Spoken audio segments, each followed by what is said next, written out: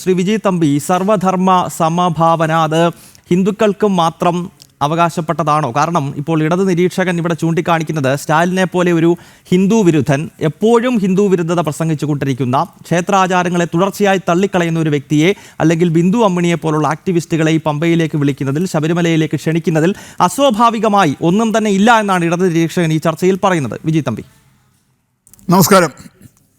സ്വാമി ശരണം. എനിക്കിത് വളരെ വിചിത്രമായിട്ടാണ് തോന്നുന്നത്. ഇദ്ദേഹം ന്യായീകരിക്കാൻ, കാരണം അദ്ദേഹത്തിന് ന്യായീകരിക്കാൻ കഴിയില്ല. ഈ ന്യായീകരിക്കാൻ കഴിയാത്തൊരവസ്ഥയിൽ അതിനെ ന്യായീകരിക്കാൻ ശ്രമിക്കുമ്പോൾ പണ്ട് ആൾക്കാർ പറഞ്ഞില്ലേ, ചെളിക്കകത്ത് വീണ് കഴിഞ്ഞാൽ എണീറ്റ് പോകാതെ ചെളി കിടന്ന് ഉരുണ്ടിട്ട് ആ ചെളിയിൽ ഞാൻ വീണില്ല, ഞാൻ ഉരുണ്ടതാണ് എന്ന് കാണിക്കാൻ വേണ്ടി കാണിക്കുന്ന പോലെയാണ് അദ്ദേഹത്തിൻ്റെ സംസാരത്തിൽ നിന്ന് എനിക്ക് തോന്നിയത്.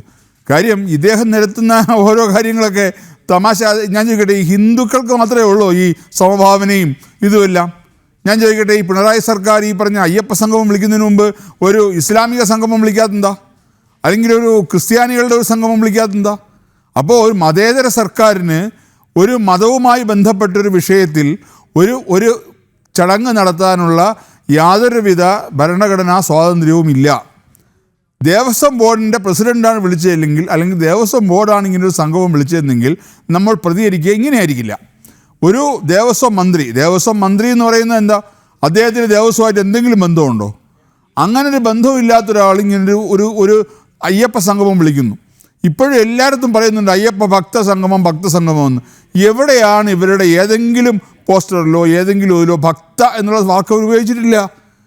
ആഗോള അയ്യപ്പ സംഗമം എന്നാണ് പറയുന്നത്. ഭക്ത ഉപയോഗിക്കാൻ പറ്റില്ല. കാര്യം ഉദ്ഘാടനം ചെയ്യാൻ വരുന്ന ആരാ? പിണറായി വിജയനാണ്. ആ പിണറായി വിജയൻ ഭക്തനാണെന്ന് അദ്ദേഹം പറയാൻ പറ്റുമോ? അല്ലെ അദ്ദേഹം പറയട്ടെ, ഞാൻ അയ്യപ്പ വിശ്വാസിയാണ്, ഞാൻ അയ്യപ്പ ഭക്തനാണ്, അതുകൊണ്ട് ഇത് അയ്യപ്പ ഭക്ത സംഗമം തന്നെയാണ്, അത് ഉദ്ഘാടനം ചെയ്യാൻ ഞാൻ വരുന്നു. ഞാൻ ചോദിക്കട്ടെ, അയ്യപ്പനുമായി ബന്ധപ്പെട്ട എന്ത് വിഷയവും എവിടെയായാലും ശരണം വിളിയോടുകൂടിയാണ് തുടങ്ങുന്നത്.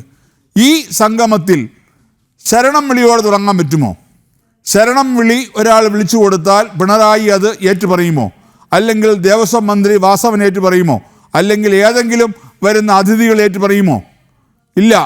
അപ്പം ശരണം വിളിയില്ലാതെ എന്ത് സംഗമം? അയ്യപ്പൻ ആരാണ്? അയ്യപ്പൻ എന്ന് പറയുമ്പോൾ ശബരിമല മാത്രമുള്ള പ്രത്യേകതയാണ്. അവിടെ ഇരിക്കുന്ന ഭഗവാനും അയ്യപ്പനാണ്, അവിടെ വരുന്ന ഭക്തനും അയ്യപ്പനാണ്. അപ്പോൾ അയ്യപ്പ സംഘം എന്ന് പറയുമ്പോൾ ആ അയ്യപ്പ സംഗമത്തിൽ ഭഗവാനുമുണ്ട് ഭക്തനുമുണ്ട്. അപ്പോൾ ആ ഭക്തൻ ശരണം വിളിയോടുകൂടിയാണ് ഏത് അയ്യപ്പനുമായി ബന്ധപ്പെട്ട എന്ത് കാര്യവും, ശബരിമല മാല ഇടുന്നത് മുതൽ യാത്രയ്ക്കായാലും ശരി, ഓരോ കാര്യത്തെയായാലും ശരി, ഈ ഭക്ഷണം കഴിക്കുമ്പം പോലും ശരണം വിളിച്ചതിന് ശേഷമാണ് ഭക്ഷണം കഴിക്കുന്നത്. അപ്പോൾ ആ ശരണം വിളിയോടുകൂടി ഈ സംഗമം തുടങ്ങാൻ ഉള്ള നട്ടെല്ല് ഇവിടുത്തെ കമ്മ്യൂണിസ്റ്റ് മന്ത്രിസഭയ്ക്കുണ്ടോ? ഈ പിണറായി വിജയനോ അല്ലെങ്കിൽ ഈ പറഞ്ഞ ദേവസ്വം മന്ത്രി വാസവനോ ഉണ്ടോ? അങ്ങനെയാണെങ്കിൽ അവർ പറയട്ടെ, ഞങ്ങൾ ശരണം വിളിയോടുകൂടിയാണ് ഈ സംഗമം തുടങ്ങാൻ പോകുന്നത്, ഇത് ഭക്തന്മാരുടെ സംഗമമാണ്, ഞങ്ങൾക്കും ഭക്തിയുണ്ട്, ഞങ്ങൾ അയ്യപ്പ വിശ്വാസികളാണ്, അതുകൊണ്ടാണ് ഈ സംഗമം നടത്തുന്നത്.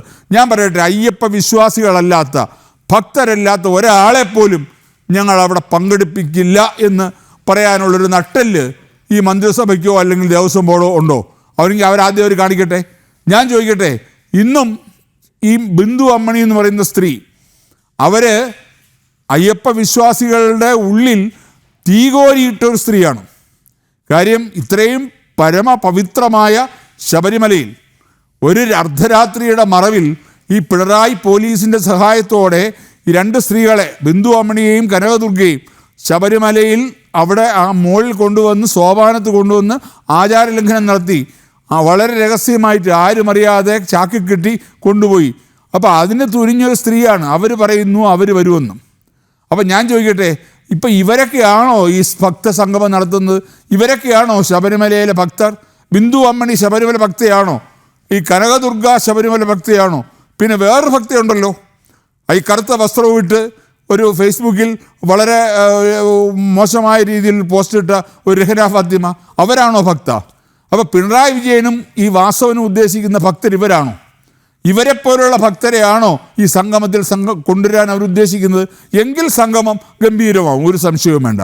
പക്ഷേ യഥാർത്ഥ ഭക്തർ ഈ സംഗമത്തിൽ പങ്കെടുക്കില്ല എന്ന് തന്നെയാണ് ഞങ്ങളുടെ എല്ലാവരുടെയും വിശ്വാസം. കാര്യം പിന്നെ ആരെങ്കിലും ഭീഷണിപ്പെടുത്തിയോ അല്ലെങ്കിൽ പ്രീണിപ്പിച്ചോ ഇനി കൊണ്ടുവരാം. കാരണം സർക്കാരല്ലേ, സർക്കാർ പ്രത്യേകിച്ചും വാശി കാണിക്കാൻ മിടുക്കരാണ്.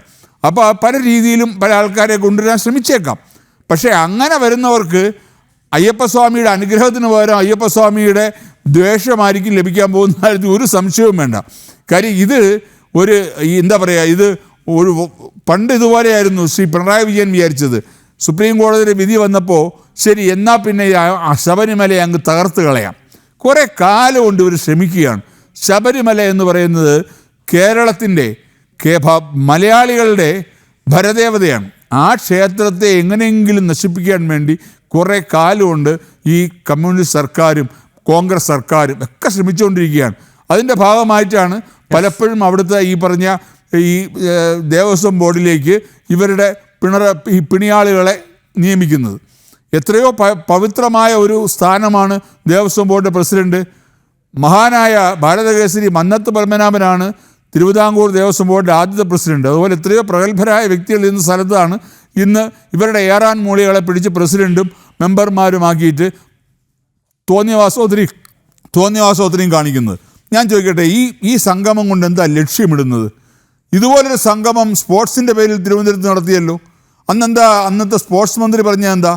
6-7 കോടി രൂപ ആഗോളത്തിൽ നിന്ന് വരുന്നു എന്ന്. ഏകദേശം 3-4 കോടി രൂപ ഖജനാവിനെ പൊടിച്ചു. ഒറ്റ പൈസ വന്നില്ലെന്നുള്ളതാണ് എൻ്റെ അറിവ്. അതുപോലെ ഈ ശബരിമലയിൽ വന്നിട്ടുള്ള പണം, ഭക്തർ കാണിക്കയിട്ട പണം, അയ്യപ്പന് സമർപ്പിച്ച പണം, അതിനെ എടുത്ത് പുട്ടടിക്കാനുള്ള പിണറായി സർക്കാരിൻ്റെ പുതിയ തന്ത്രമാണ് ഈ അയ്യപ്പ സംഗമം.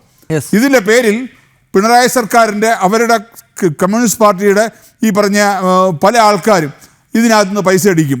ഈ ഊരാളുങ്കോട് സൊസൈറ്റി ആയാലും ശരി, അല്ലെങ്കിൽ ഇനി മറ്റേ രീതിയിലുള്ള പാർട്ടി പരിപാടികൾ, അവരുടെ മറ്റ് സംഘടനകളെല്ലാം പൈസ അടിക്കാൻ വേണ്ടിയുള്ള ഒരു തന്ത്രം മാത്രമാണ് അയ്യപ്പ സംഗമം.